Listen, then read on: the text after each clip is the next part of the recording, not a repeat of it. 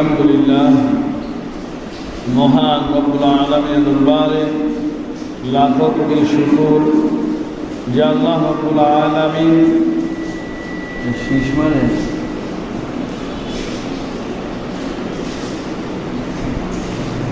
ঈদুল ফিতরের পর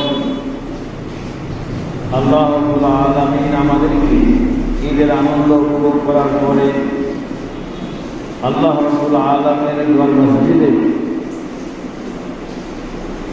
জুমার নামাজ আদায় করার জন্য আমাদেরকে আসার বসার কিছু কথা বলার এবং শোনার মতো তৌফিক দান করেছেন। সেই মহান স্রষ্টা দরবারে শুকরিয়া দান সকলে বলি আলহামদুলিল্লাহ। লাখো কোটি দরুদ ও সালাম বর্ষিত হোক আমার আপনার প্যারা নবী মুহাম্মদুর রাসূলুল্লাহ সাল্লাল্লাহু আলাইহি ওয়াসাল্লাম। আল্লাহ রাব্বুল আলামিনের শুকর এর জন্য বেশি বেশি আদায় করব। এই ঈদের আনন্দ উপভোগ করতে গিয়ে কত মানুষ প্রাণ হারিয়েছেন, কত মানুষ রোড অ্যাক্সিডেন্টে মারা গিয়েছেন, পানির নিচে বাস পড়ে গিয়ে অনেক মানুষের জীবন দিয়েছেন, অনেক মানুষ অসুস্থতার কারণে হাসপাতালে বেডে শুয়ে আছেন। আল্লাহ সুবহানাহু ওয়া তাআলা আমাদেরকে বিভিন্ন প্রকারের বিপদ আপদ বালা মুসিবত থেকে হেফাজত করে আল্লাহ রাব্বুল আলামিন তার ইবাদত করার সুযোগ করে দিয়েছেন। এই জন্য বান্দা বেশি বেশি আল্লাহর শুকর আদায় করা। মানুষ আল্লাহ পাকের নিয়ামত পেয়ে যখন নিয়ামতের শুকর আদায় করে আল্লাহ সুবহানাহু ওয়া তাআলা বলেন, আমি আমার বান্দা বান্দীদের নিয়ামতকে বৃদ্ধি করতে থাকি সুবহানাল্লাহ। আর যদি কোনো মানুষ আল্লাহ পাকের নিয়ামতের শুকর আদায় না করে আল্লাহ রাব্বুল আলামিন তার কাছ থেকে নিয়ামতকে ছিনিয়ে নেন, এমনকি কঠিন আযাবের মধ্যে ওই ব্যক্তিকে গ্রেফতার করেন। এর জন্য যখন যে অবস্থায় রাখে, যেভাবে রাখে ওভাবেই ওই অবস্থাতেই ওখানে ওই সময় আল্লাহ রাব্বুল আলামিনের শুকর আদায় করা। আমরা আবার বলি আলহামদুলিল্লাহ। আলহামদুলিল্লাহ। রমজান আমাদের কাছ থেকে বিদায় হয়ে গেছে।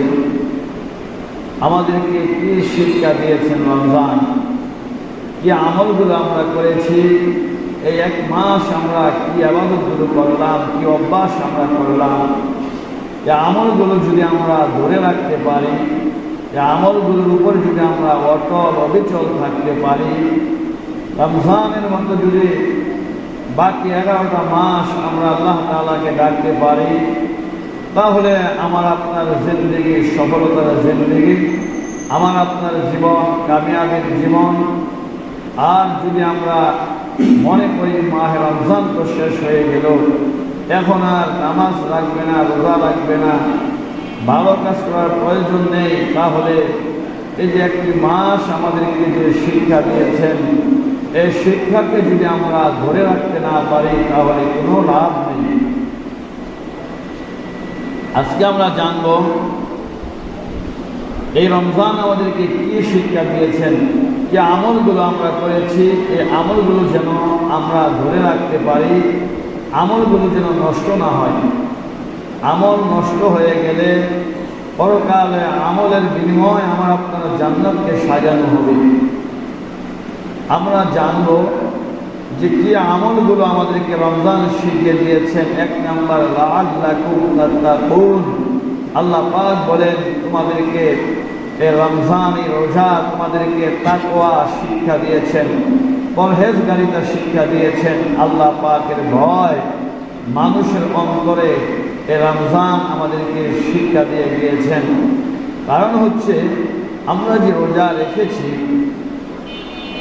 কোনো মানুষের নিষেধ ছিল না, ইচ্ছে করলে আমরা খাবার ঘরে ছিল, দরজা বন্ধ করে আমরা খেতে পারতাম, অথবা বাতি নিভায়ে দিলে মানুষের অগোচরে আমরা খাবার গ্রহণ করতে পারতাম।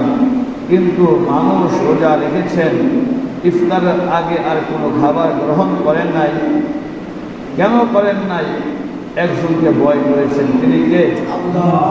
আল্লাহ তাআলা। এটাই বলতেছে আল্লাহ নবী যে এই যে রোজা আপনারা রাখলেন, উপবাস করলেন আল্লাহ সুবহানাহু ওয়া তাআলাকে সন্তুষ্ট করার জন্য, ওখানে ইচ্ছে করলে আমি পানি পান করতে পারতাম, খাবার খেতে পারতাম, কেউ দেখতো না, কেউ জানতো না, কেউ শুনতো না, কিন্তু এরপরও আমি আপনি খাবার খাই নাই দিনের বেলা।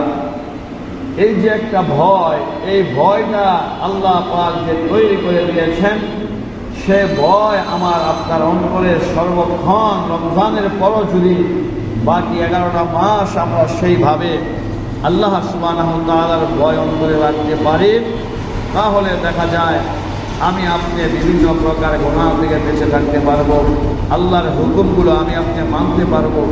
আর যদি আল্লাহ পাকের ভয় আমাদের ভিতর থেকে চলে যায়, তাহলে রমজান আমাদেরকে যে শিক্ষা দিয়েছেন ওই শিক্ষা আমরা ধরে রাখতে পারলাম না। কেমনভাবে আল্লাহ তাআলাকে ভয় করতে হবে? রমজানের মধ্যে যখন রাসূল কারীম সাল্লাল্লাহু আলাইহি ওয়াসাল্লামের উপর আয়াতে কারিমা নাযিল হয়েছে যে রমজান মানুষকে আল্লাহ পাকের ভয় শেখায়, আল্লাহর ভয় অন্তরে পয়দা করে দেয় মাহে রমজান, আল্লাহর নবী সাল্লাল্লাহু আলাইহি ওয়াসাল্লাম বললেন, উম্মত আল্লাহ তাআলাকে তোমরা ভয় করতে থাকো। রমজান এটাই তোমাদেরকে শিক্ষা দিয়েছেন, দুর্নীতি করবা না, ধোঁকাবাজি করবা না, ব্যবসায় কম দিবা না, ওজনে কম দিবা না। সর্বক্ষেত্রে সামাজিক, পারিবারিক, রাষ্ট্রীয় জীবনে প্রত্যেকটা ক্ষেত্রে, প্রত্যেকটা পর্যায়ে, প্রত্যেকটা সেক্টরে যেন মানুষের ভিতরে আল্লাহ সুবহানাহু ওয়া তাআলার ভয় অন্তরের মধ্যে পয়দা হয়। এই জন্যই কিন্তু এই রমজান আমাদেরকে তাকওয়া শিক্ষা দিয়েছেন।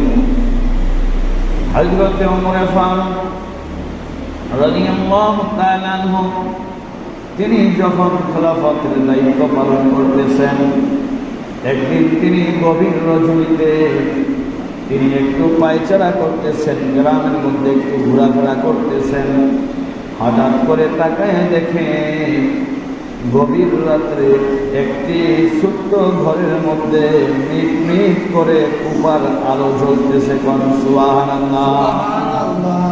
হযরত ওমর ফারুক রাদিয়াল্লাহু তাআলা চিন্তা করলেন, এই গভীর রজনীতে কারো ঘরের ভিতর তো বাতি জ্বালানোর কথা নয়, মানুষগুলো ঘুমিয়ে গিয়েছেন। এই গভীর রজনীতে একটি ঘরের ভিতরে মিট মিট করে কেন কুপার আলো জ্বলতেছে? হযরত ওমর ফারুক অর্ধজাহানের বাদশাহ হযরত ওমর রাদিয়াল্লাহু তাআলা আনহু আস্তে আস্তে করে ওই ঘরের কাছে গেলেন, গিয়ে দেখতেছেন ওই ঘরের ভিতরে মা এবং মেয়ে কথাবার্তা চলতেছে, বাকবিতর্ক চলতেছে। ওই মেয়েটা একটি গোয়ালের মেয়ে, তার মা দুধ বিক্রি করে সংসার চালাতো। প্রতিদিন যেই পরিমাণ দুধ দোহন করত, আজকে তার চাইতে কম দুধ দোহন করেছেন। এই দুধ বিক্রি করলে তাদের সংসারটা পরের দিন চলবে না।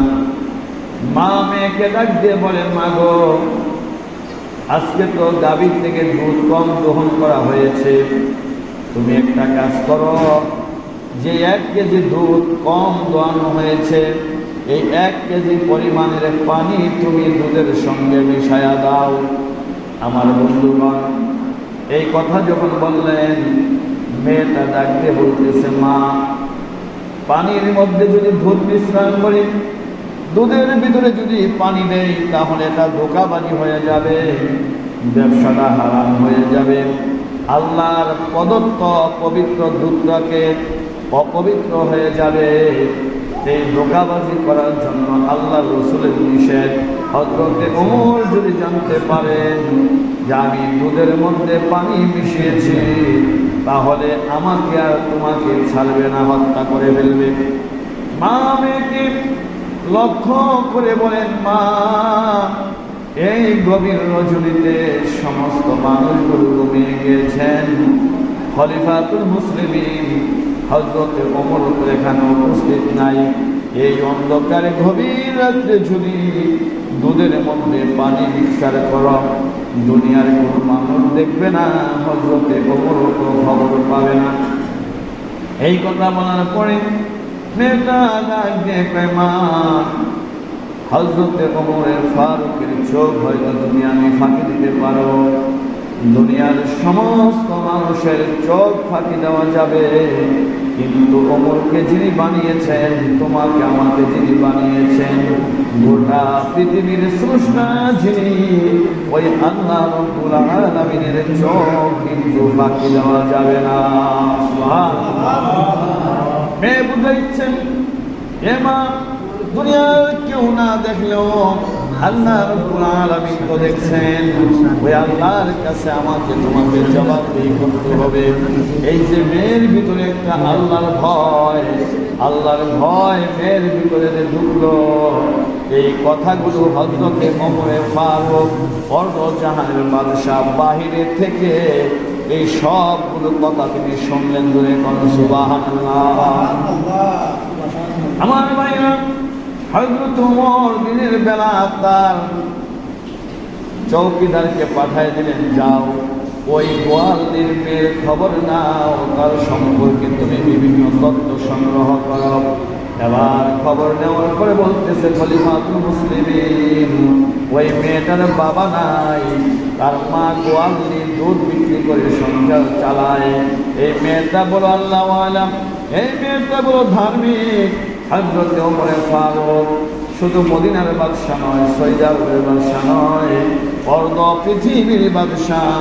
হযরত ওমর বললেন, আমার ছেলের জন্য ওই মেয়ের কাছে বিবাহের প্রস্তাব নিয়ে যাও। সুবহানাল্লাহ। আমার ভাইরা, হযরত ওমর কি ওই মেয়ের রূপ, সৌন্দর্য, টাকা পয়সা, গাড়ি বাড়ি এইসব দেখে তার মেয়ে পোলাকে বিবাহ করাইতে চেয়েছেন, নাকি ওই মেয়েটার ভিতরে আল্লাহ পাকের ভয় আছে, ওই মেয়েটা তাকওয়াওয়ালা, পরহেজগার, আল্লাহওয়ালা, এই জন্য হযরতে ওমর ফারুক তার পুত্রবধূ বানানোর চিন্তা করলেন। সুবহানাল্লাহ। হযরত ওমর চিন্তা করলেন, যে মহিলার ভিতরে আল্লাহর ভয় আছে, গভীর রাত্রে তার মার কথায় পানি মিক্সার করে নাই, এই মেয়েটা আল্লাহকে ভয় করে। সুতরাং আল্লাহকে ভয় যারা করে তারা হলো মুত্তাকি, পরহেজগার। আল্লাহ কয়, মাসালুল জান্নাতুল্লাতী ওয়াইদাল মুত্তাকুন, আমি আল্লাহ মুত্তাকিনদের জন্য জান্নাত রেখেছি। সুবহানাল্লাহ। হযরত ওমর তার ছেলেকে দিয়ে ওই গোয়ালদের মেয়ে একটা গরিব মহিলাকে বিবাহ করাইলেন, আর ওই মহিলার গর্ভ থেকে এমন সন্তান বের হয়েছে যার নাম হলো ওমর ইবনে আব্দুল আজিজ, যিনি এরকম ভাবে ওমরের মতো রাষ্ট্র পরিচালনা করেছেন। সুবহানাল্লাহ। এর জন্য দিনদার মহিলাদের ভিতর থেকেও এমন দিনদার আল্লাহওয়ালা সন্তান জন্মগ্রহণ করে। সুবহানাল্লাহ। আমরা তো দুনিয়ার টাকা পয়সা, গাড়ি বাড়ি, সৌন্দর্য পাগল হয়ে যায়, আর হযরত ওমর তাকিয়েছেন, তার ভিতরে আল্লাহর ভয় আছে।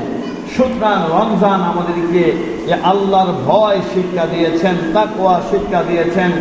সুতরাং আমরা যেন এই বাকি 11টা মাস আল্লাহ পাকের সেই ভয় যেন অন্তরে নিয়ে আমরা জীবন যাপন করতে পারি। সুবহানাল্লাহ। 2 নম্বর, রমজান আমাদেরকে যে জিনিসটা শিক্ষা দিয়েছেন, 2 নম্বর হলো আমাদেরকে রমজান শিক্ষা দিয়েছেন আল্লাহ পাকের কোরআনের তেলাওয়াত কম। সুবহানাল্লাহ। রমজানে কোরআন তেলাওয়াত কম হয়েছে না বেশি হয়েছে বলেন? অনেক মানুষ এরকম ভাবে বাড়ি বাড়ি খতম করেছেন, অনেক মানুষ কোরআনের কারিমের তেলাওয়াত করেছেন। সুতরাং এই যে একটা তেলাওয়াতের অভ্যাস, আল্লাহর হাবিব বলেন, আফযলুল ইবাদাতি তিলাওয়াতুল কোরআন, নফল ইবাদতের মধ্যে উত্তম ইবাদত হচ্ছে আল্লাহর কালামের তেলাওয়াত। সুবহানাল্লাহ। এই যে রমজান একটা তেলাওয়াত আপনারা বেশি বেশি করেছেন, যে কোরআন পড়তে পারেন নাই, সূরা যে কয়টা পারেন বেশি বেশি তেলাওয়াত করেছেন, এই আমলটা যেন ধরে রাখতে পারেন, এ রমজান চলে যাওয়ার পরও বাকি 11টা মাস যেন মাঝে মধ্যে তেলাওয়াত করবেন, সূরাগুলো পারেন, বেশি বেশি পড়বেন। এইভাবে এই তেলাওয়াতটাকে চালু রাখা, এই আমলটাকে জারি রাখা। আমরা তো আজকে কোরআন তেলাওয়াত করবো দূরের কথা, অনেকের ঘর এমন আছে আল্লাহর একটা কোরআন খুঁজে পাওয়া যায় না, ঠিক না বেঠিক? অনেক মানুষ আছে যাদের ঘরে কোরআন শরীফ কিনা রাখছে, রাখছে তো রাখছে, বছরের পর বছর পার হয়ে যাচ্ছে। এরকমভাবে মাকড়সায় বাধা বেঁধেছে, এরকমভাবে বাসা বেঁধেছে, অনেক ময়লা আবর্জনা হয়ে গেছে। এটাকে ধরার মতো সময় আমাদের মুসলমানদের হয় না। অথচ কত ইহুদি বেঈমান খ্রিস্টানদের সন্তানরা কোরআন তেলাওয়াত করে, আমরা লক্ষ লক্ষ টাকা খরচ করে আমাদের সন্তানদেরকে আমরা দুনিয়ার শিক্ষা দেই। অথচ আল্লাহর কোরআন শিখাইবার জন্য একজন মহিলার কাছে বা একটা আলেমের কাছে আমরা একটু আলাদাভাবে পড়ানোর সুযোগ আমাদের হয় না, তাই না? কিন্তু কারণ হচ্ছে আল্লাহর কোরআনের মর্যাদা আমরা বুঝি না। যে কোরআনের অর্থ জানুক বা না জানুক, আপনি একটা অক্ষর তেলাওয়াত করার সাথে সাথে আপনার আমলনামায় 10টা নেকি যিনি দিবেন তিনি কে? নবী আমাদের বলেন আলিফ লাম মিম। উম্মত মনে করো না আলিফ লাম মিম একটা হরফ না, আলিফ একটা হরফ, লাম একটা হরফ, মিম একটা হরফ। আলিফ লাম মিম বলতে দেরি 90টা নেকি বান্দার আমলনামায় আসতে দেরি হয় না। আমরা বুঝি না, রেখে দেই।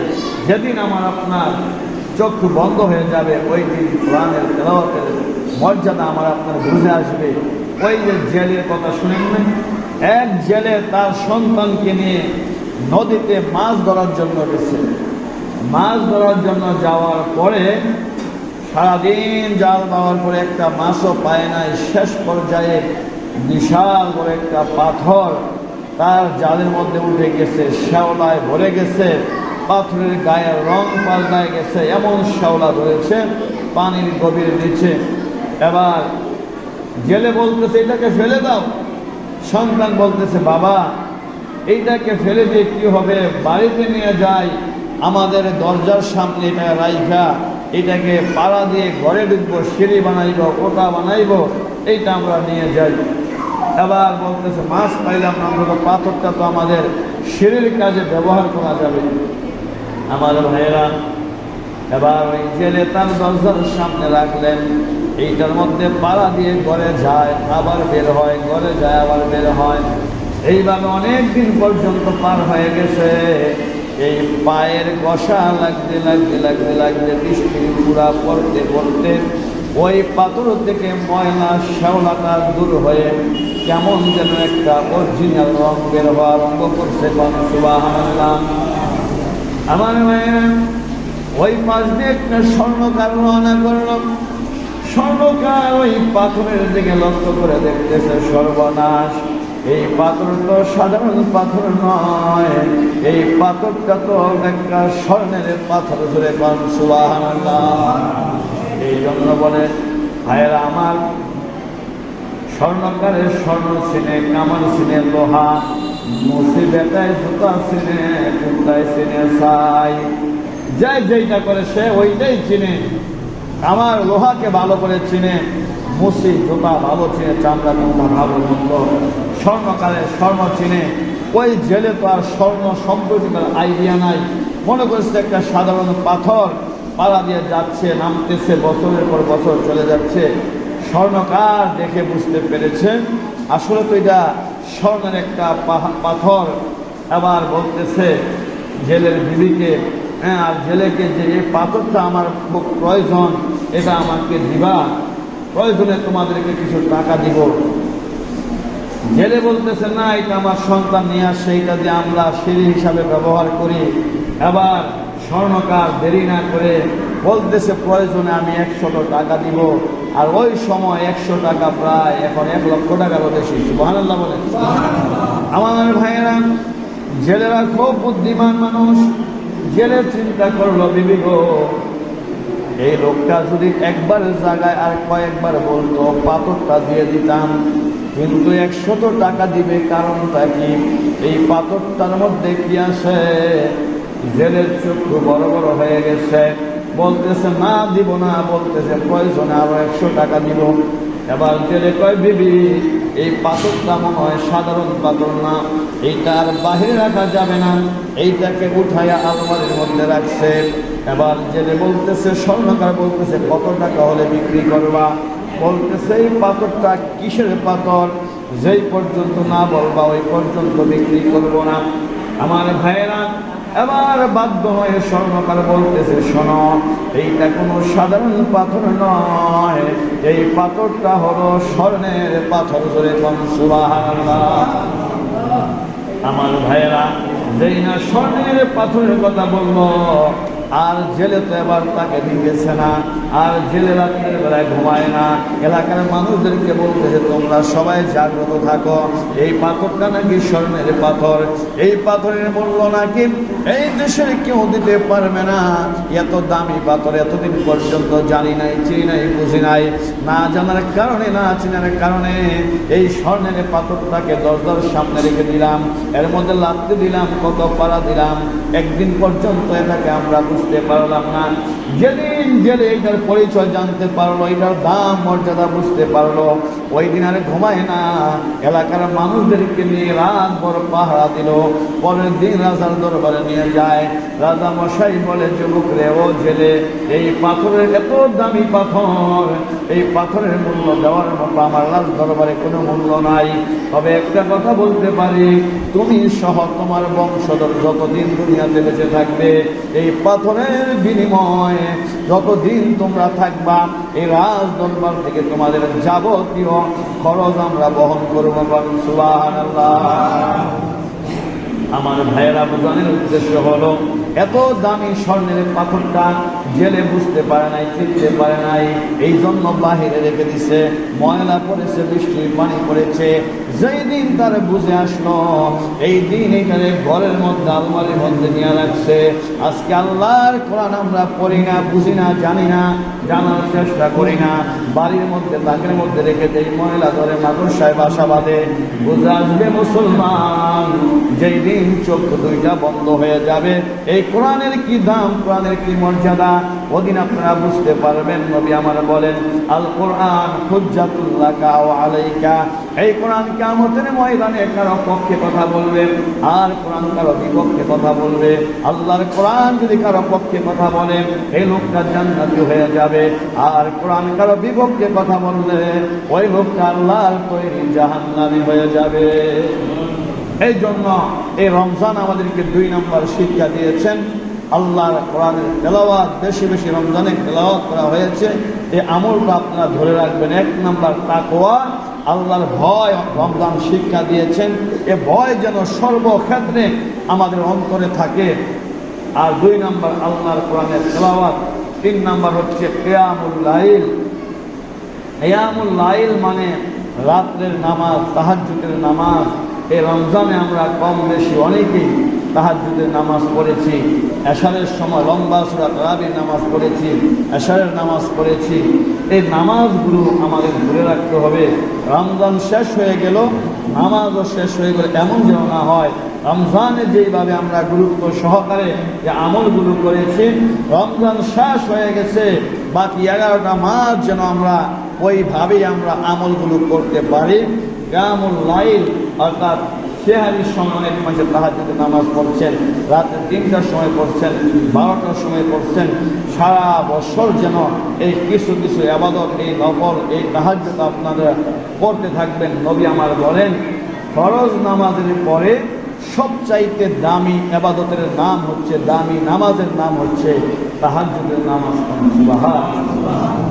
আল্লাহ পাক নবীকে বলেন, وَمِنَ اللَّيْلِ فَتَهَجَّدْ بِهِ نَافِلَةً لَكَ عَسَىٰ أَن يَبْعَثَكَ رَبُّكَ مَقَامًا মাহমুদা। আল্লাহ পাক বলে, নবীজি আপনি রাত্রে কিছু অংশ আপনি আল্লাহর কুদরতি পায়ে সাজদা দেন, আপনি একটু জাগ্রত হন, একটু নামাজ পড়ে ইবাদত করেন, মানে তাহাজ্জুদের কথা বুঝাইছেন আল্লাহ তাআলা। এই জন্য মুসলমান তাহাজ্জুদের সময়টা এমন একটা সময় যেই সময় দুনিয়ার সমস্ত মানুষগুলো ঘুমিয়ে থাকেন, আল্লাহর হাবিব বলেন প্রতিদিন শেষ রাত্রে তাহাজ্জুদের সময় আল্লাহ রাব্বুল আলামিন তার রহমতের ভান্ডার নিয়ে আল্লাহ তাআলা তার দুনিয়ার বান্দা বান্দীদেরকে ডাকতে থাকে, এ দুনিয়ার মানুষ কে আছো? আমি আল্লাহর কাছে কার কি প্রয়োজন, কার কি দরকার, কার টাকার প্রয়োজন, কার গাড়ির প্রয়োজন, বাড়ির প্রয়োজন, আমি আল্লাহর কাছে বলো, আমি আল্লাহ সব তোমাদেরকে দিয়ে দিব। সুবহানাল্লাহ। আল্লাহ তাআলা এই তাহাজ্জুদের সময় শেষ রাত্রে প্রতিদিন ডাকতে থাকেন। আমরা তো শুধু শবে বরাত আর শবে কদরের সময় আমরা মনে করি যে আল্লাহ পাক ডাকেন। ওই শবে কদরের মতো প্রতিদিন শেষ রাত্রে যখন পৃথিবী স্তব্ধ হয়ে যায়, মানুষগুলো ঘুমিয়ে যায়, ওই সময় আল্লাহ রাব্বুল আলামিন তার বান্দা বান্দীদেরকে লক্ষ্য করে এইভাবে ডাকতে থাকেন একদম সুবে সাদেক পর্যন্ত। এই জন্য তাহাজ্জুদের অভ্যাস করবেন, শেষ রাত্রে একটু আল্লাহকে ডাকার চেষ্টা করবেন, নামাজ পড়বেন, নফল নামাজ পড়বেন। এইভাবে অভ্যাস করা, রমজান আমাদেরকে এটাই শিক্ষা দিয়েছেন 3 নম্বরে, যে বেশি বেশি নামাজ পড়া। 1 নম্বর হচ্ছে তাকওয়া, পরহেজগার, আল্লাহর ভয় সর্বক্ষণ যেন আমাদের ক্ষেত্রে থাকে। নামাজ আসলে না, আপনি ব্যবসা করবেন, ওখানে যেন আল্লাহর ভয় আপনার অন্তরে থাকে। আপনি ক্ষেত লাগাইবেন, ওখানে যেন আল্লাহর ভয় আপনার কাছে থাকে। গাড়ি চালাইবেন, 10 টাকার ভাড়া, মানুষটা অপরিচিত মনে করে আপনি 100 টাকা নিলেন, এগুলো আপনি করবেন না। মানে সর্বক্ষেত্রে আল্লাহর ভয় যেন আমার আপনার ভিতরে থাকে, ওই দিকে লক্ষ্য করতে হবে। 1 নম্বর শিক্ষা রমজান থেকে আমরা পাইলাম। 2 নম্বর হচ্ছে আল্লাহর কোরআনের তেলাওয়াত। যারা পারেন না, যেই কয়টা সূরা পারেন বেশি বেশি তেলাওয়াত করবেন, সারা বছর তেলাওয়াত করতে থাকবেন। 3 নম্বর হচ্ছে কিয়ামুল লাইল। আমরা নামাজ পড়ব, বিশেষ করে রাত্রে নামাজ, তাহাজ্জুদের নামাজটা, এই অভ্যাসটা আমরা ধরে রাখবো। এরপর হচ্ছে রোজা। রোজা যত বেশি রাখবেন আল্লাহর প্রিয় বান্দা হবেন। এখন তো রমজানের বড় রোজা চলে গেছে, সামনে যত দিন আছে নবীজি 13, 14, 15 তারিখ প্রতি মাসে রোজা রাখতেন। সপ্তাহে বৃহস্পতিবার, সোমবার আল্লাহ রসুল রোজা রাখতেন। এই আমলগুলো আমরা করব। বিশেষ করে এই শাওয়াল মাসে 6টা রোজা আছে, গত জুমায় বলেছিলাম। শাওয়ালের রোজা কয়েকটা 6 রোজা বলে। এই রোজাগুলো দেখা যায় 1 মাসের মধ্যে আপনি ভাঙ্গা রাখতে পারেন, 1000ও আপনি রাখতে পারেন। রসুল বলেন যে ব্যক্তি শাওয়ালের 6টা রোজা রাখবে, ওই ব্যক্তি যেন 1 বছর পুরা রোজা রাখলো। সুবহানাল্লাহ। আল্লাহ তাআলা রমজান থেকে আমরা আরো অনেক শিক্ষা পেয়েছি, যে আমলগুলো করছে আমলগুলো যেন ধ্বংস হয়ে না যায়। এই আমলগুলো কেন ধ্বংস হয়ে যায় আল্লাহ বিভিন্ন আয়াতের মধ্যে বলেছেন। সময় নেই, আগামী সময়ে বলার চেষ্টা করবো ইনশাআল্লাহ, কেন মানুষের আমলগুলো ধ্বংস হয়ে যায়। আল্লাহ তাআলা আমাদেরকে আমল করার তৌফিক